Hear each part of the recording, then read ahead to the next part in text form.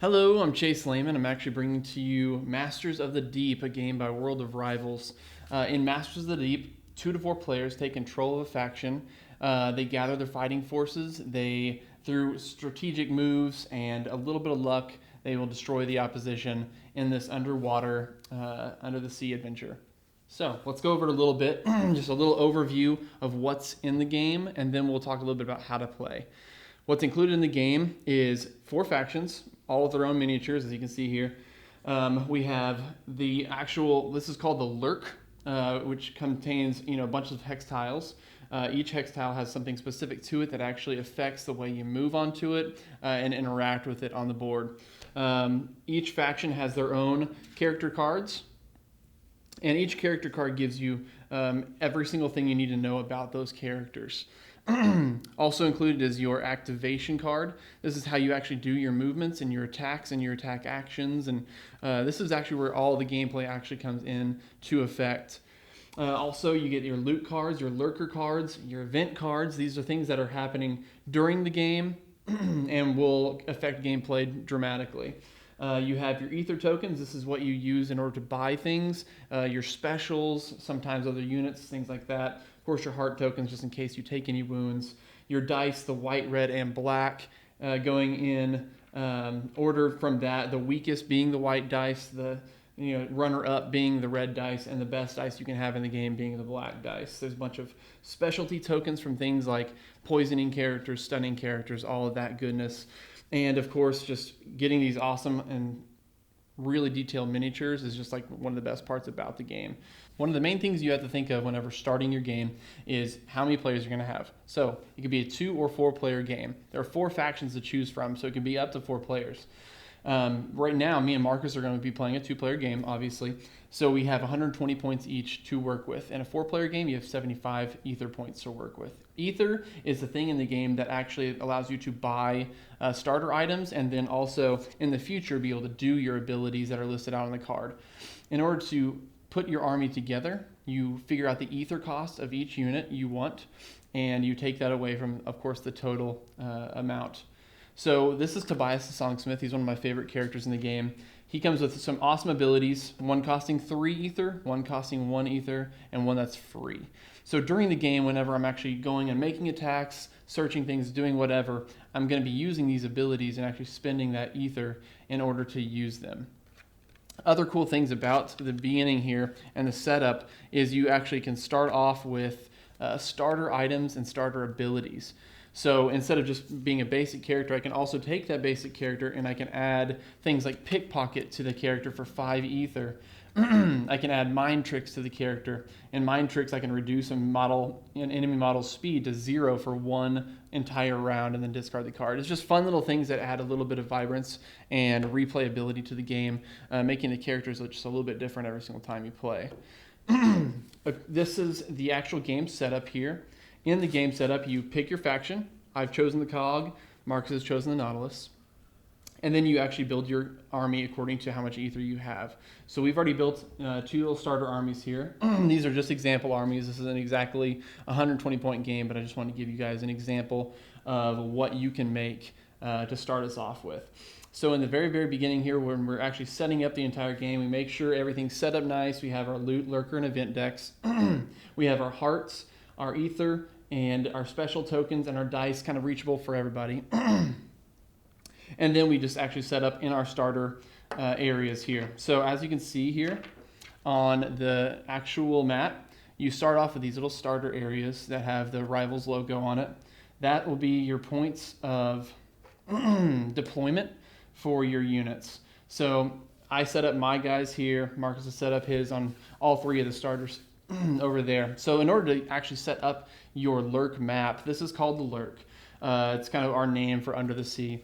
You start off here and you actually work around, kind of like in Settlers of Catan, how you set up a randomized map, and once you reach the very, very end of this circle, I mean, you have a completely randomized map. The only things that will possibly change is you can mulligan the map if you need to, if there's too many lurkers on one side of the map, or if you're blocked in with walls all around your starting locations. We don't want those kind of things, so you can always mulligan your map if you need to. We've already talked about the setup of the game. Now I want to go through and just kind of describe a little bit in more detail the actual lurk tiles. So with the lurk, there's some very basic tiles on the lurk called sand tiles. These are just free move. There's nothing special about them. Really, there's nothing special about them. They're sand tiles under the ocean. Next, we have the coral tile. The coral tile is interesting because if you ever land on a coral tile, it actually hurts you.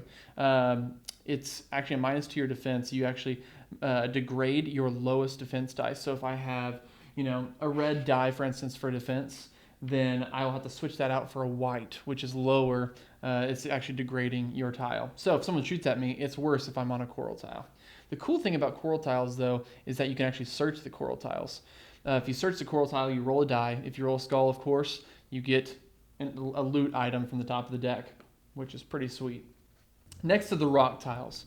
What's awesome about the rock tiles is that they actually do block line of sight, so it kind of plays into that whole wall idea from a lot of miniature warfare games. The cool thing, though, is that it actually gives you a plus if you're on top of a rock. You do have to swim up to the rock, which makes it a little bit harder for defense at first, but once you're up there, you do get a plus to your attacks from on top of the rock. It blocks line of sight through it. However, if you're on top of the rock, you can still be seen just as easily. So that doesn't really help you out line of sight wise. Next and last, we actually have the lurker tiles. So the lurker tiles, what's awesome about them is they do give you lots of really cool bonuses, but they also release nasty creatures into the lurk. This is their homes. There's 3 different ones on the board, and whenever you go up to it and search it, a lurker pops out. So you have to draw from the lurker tile to see what you get. For example, you could get let's just pick up something fun, a viperfish. So this viperfish can come out, and what the viperfish does, it actually poisons characters. So it's not a good guy to run into, but once you destroy that lurker, you get 2 ether, and sometimes you get other kind of loot from other lurkers. So it just makes it really, really beneficial to kind of go in, clean out the lurk, and find all those really cool loot items and extra ether. The other cool thing about the lurker tile, though, is you can actually hold up in here for extra defense after you've killed off the lurker. So once you've kind of gotten it out of its home, you can go and take over that spot and actually have a nice defensible area for any future attacks. So we've already talked a little bit about just the starting locations here on the lurk map. One thing you have to remember when playing this is there are things called hex capacity. With hex capacity, you can only have 3 small models on a hex or 1 large model. You'll never see it in the game where there's a large model and a small model on the same hex because they just don't fit with the capacity of the hex. The capacity is actually on the character card for reference to see, and it's pretty obvious by the size of the model which models are large and which models are small. You'll never be able to be on the same hex as a rival or a lurker. So you'll never see J-Pots and Jules actually on the same hex. They'll be firing at each other from an adjacent hex, or depending on their range, from how far they can shoot. In order to attack a lurker in their dens, you have to be adjacent to that lurker. At the beginning of the game here, there is a turn order, and every single time the Nautilus player will be first. So if you ever need to reference who goes in what order, just look at the quick reference on the back of the rulebook. The victory conditions for this game is pretty simple. Kill all of the enemies. Once the other team or other teams have run out of all of their models, you win.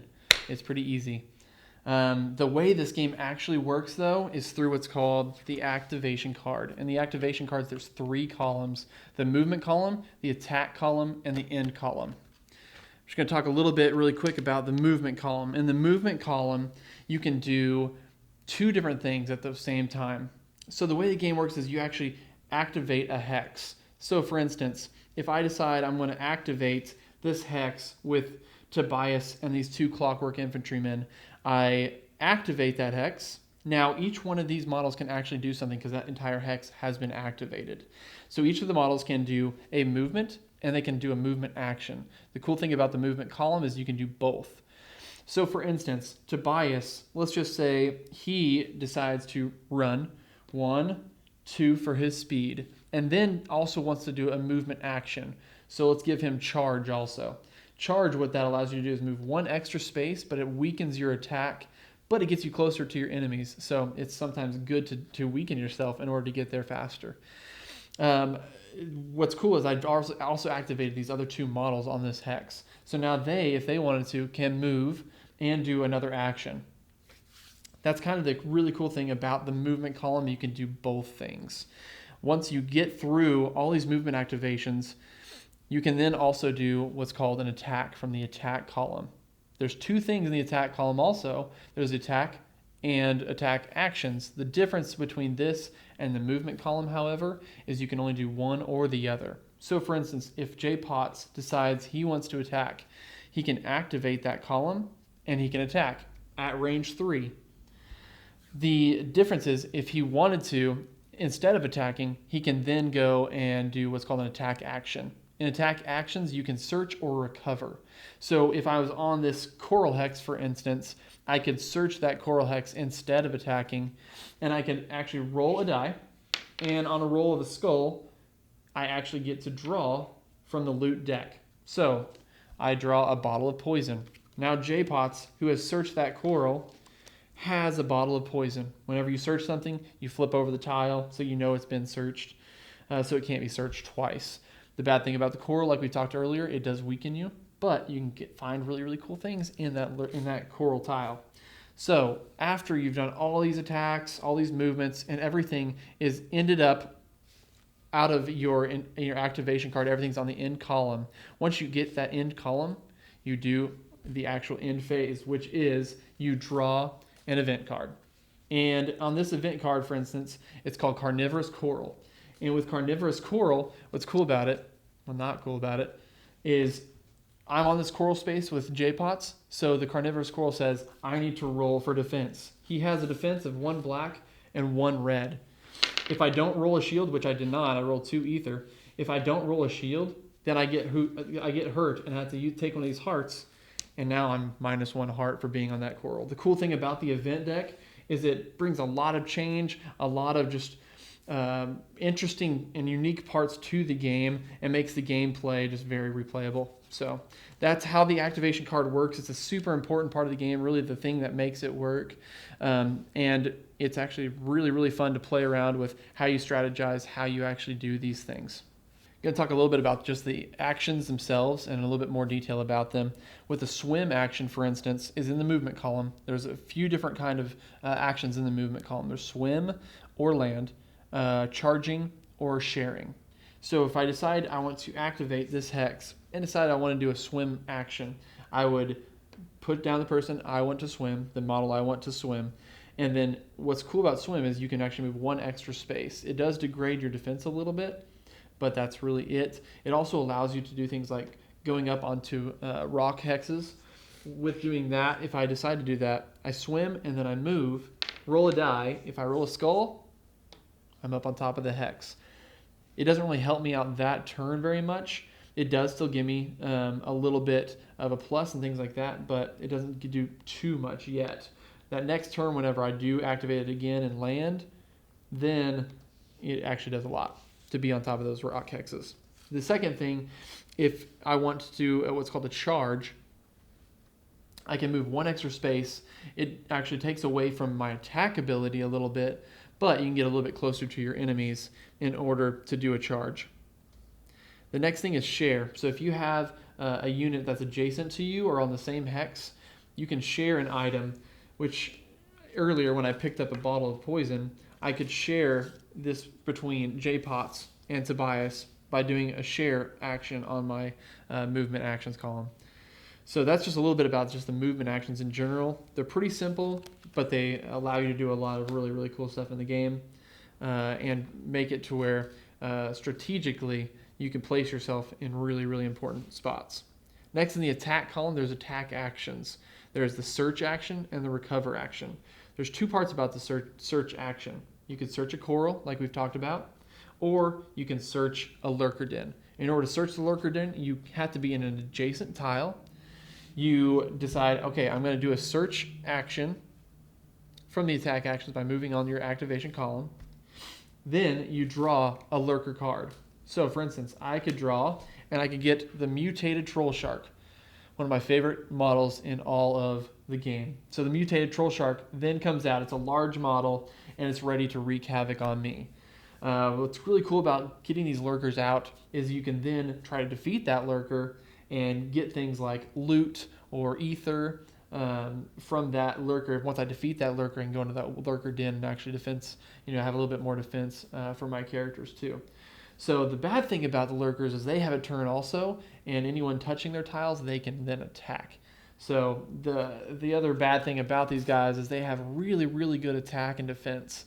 So it can be really risky to go and search and reveal those lurkers, but it can also be a really, really fun part of the game. The other thing with the attack column is you can do what's called a recover. So if I have something like, let's say my character's poisoned, I can then take an attack action, which is a whole activation on this column, and I can heal and recover from that poison. The thing that sucks about recovering is you have to pretty much waste an attack to do it, but of course it also helps your character to be completely free of poison. So once I get through with all my activations, and every other team gets through with all of their activations, we go through that entire turn order of Nautilus and all the other factions. The very last faction per se to go is actually the lurkers themselves. So the lurkers actually get a turn to do what they're going to do on the map. Normally what all that is they're just going to attack and try to kill people. But whatever lurker is actually already put out on the map that we've searched and kind of brought out of their den, that's their turn now. So, for instance, this mutated troll shark, which we have drawn from this last turn, he gets to take a turn. And depending on who's around, right now I'm the only person adjacent to this mutated troll shark, so he will attack me. If, for instance, Jules or Eleanor, whoever on the Nautilus team is also next to them, we roll a die. And whoever rolls better on this red die, I roll one skull, Marcus rolls one skull, so we actually tied, so we go again. I rolled an exploding skull, so technically I'd keep rolling more skulls, and he didn't roll any. So I have won that battle. So I get to choose who the mutated troll shark attacks. I'm probably not going to choose myself, but I'll probably choose one of the other teams. In this case, it's only Marcus, so he will be attacked. So on the actual card for this lurker, you have the attack value and you have the defense value. Right now, he's doing the attacking, so he gets 2 black dice and a red die, which is crazy strong in this game. He also has 4 life, so it does take a little bit of time to wound someone who also has the same defense as he does attack. So during this lurker phase, he'll actually attack. He rolls his dice. He rolls 3 skulls, which is pretty easy to roll a skull on a black die because it is the best die in the game. Red die is mediocre, but I still rolled a skull with it, so he got 3. Now, the cool thing is, with Jules here, what does he have defense-wise? 1 black. 2 black. 2 black? He's got 2 black dice, so he rolls for defense. And he rolls 1 shield, so he still got hit twice. That's a little bit about how the actual attack actions work too, so kind of killing 2 birds with 1 stone here by showing you a little bit of the lurkers and attacks in general. So he just attacked him, hurt him a little bit. Let's just say that Jules, next time around, or in a couple of turns, actually kills the mutated troll shark. He would then get 2 loot or choose 3 ether, and then get first dibs on going into the lurker den too. Throughout the game, you're going to be collecting something called ether. Ether is your main resource throughout this entire game with how you actually use your units. So let's give you an example. We got Tobias the Songsmith here, and Tobias, let's just say he's next to this lurker or next to Jules, for instance. He wants to use one of his abilities. So instead of a basic attack, which I could do, I'm going to use an ability instead. So in this one, I'm going to use what's called Weak Point. And I have 3 ether here, and it costs 3 ether to use it. So I spend my 3 ether, and I use Weak Point. I get to look at a targeted opponent, and that targeted opponent does not get to count any of his exploding shields. So I get to actually attack this person, Jules for instance, and whenever he's rolling, he can roll regular shields for defense, but he cannot roll exploding shields. And we'll explain a little bit about that when I get to the dice in just a little bit here. But the big thing throughout this game is you're going to be collecting ether in order to do these things throughout the game. Every single person has something different on their card that model can actually do, and you'll always be pretty much spending ether in order to do it. Throughout the game, you're going to be doing things like searching coral, killing lurkers, and all those things are going to reward you with ether. The other thing that it does, the other way you get ether is by rolling it on a die. So, for instance, this red die has one side on it that you can actually gain ether. So, if I roll it, I get an ether. Throughout the game, I'm going to keep getting more and more ether, but I'll probably be spending it a lot as I use these special abilities from all these heroes. There are different things on the map and different people and different abilities that can actually upgrade and degrade dice. To upgrade a dice, you can use an ability or something on the map. For instance, the red, if you get it upgraded, will upgrade to a black die. If it's a white, it upgrades to a red. It's all in the quick reference guide in the very back of the booklet. If it's a black die, however, if it gets upgraded, you actually get to add an extra white die. Degrading works the same way. If you have a black, then you go down to a red. If you have a white, you actually lose the white die if it ever gets degraded. I'm going to give you a quick instance just here on the board of something that could happen to upgrade or degrade the dice. So Eleanor, we decide that she is going to move in and boost the hex that Jules is on. So she pays 3 ether, which is how much her Adrenaline Musk costs. She plays the Adrenaline Musk token on whatever hex she wants to boost, and Jules and whoever else might be on that tile gets now boosted. The Adrenaline Musk, what's cool about it is it actually upgrades the weakest attack die of that character. So Jules, instead of having a black and a red die, will then have 2 black die because that red die gets upgraded to a black. So if Jules, per se, were attacking Tobias, he would now get 2 black die instead of his normal black and red. So let's give him an instance here of just the attack. He's attacking Tobias. He gets a skull and a exploding skull, which is awesome. That exploding skull gives him an extra red die, which he rolled a 3rd skull. So he has 3 skulls, 3 hits on my character, Tobias. Tobias doesn't get anything that's actually going to upgrade or degrade him right now being on this rock, but he gets a black and a red for defense. So he rolls, and he gets 1 shield. It's awesome, doesn't block 2 of those, so I get 2 wounds, 1, 2. So it hurt a little bit. If I would have rolled something like an ether on this die, I would have actually gained an ether for that turn, which would have been helpful in some ways and not hurt me too much, but I got 2 wounds instead and no ether. And that's a little bit about how the upgrade and degrade works in the game, which is super important because it actually happens quite often, but it makes the game really, really fun and just something extra you can do to it. Thanks so much for checking out this How to Play Rivals Masters of the Deep video. We are super excited about it. It's super fun to play. There's so many really cool things and so many intricacies that the game can bring about. And we just thank you so much for checking it out. Check out all the pledge levels, and we want to see you continue to just push the word about Rivals Masters of the Deep. Thank you.